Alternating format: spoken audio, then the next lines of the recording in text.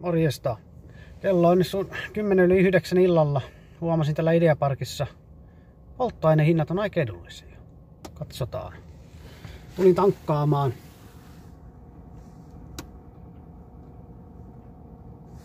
Ei kyllä näin kaukaa näy.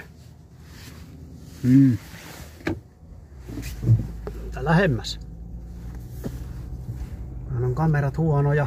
Tai kännykkähän tämä on, mutta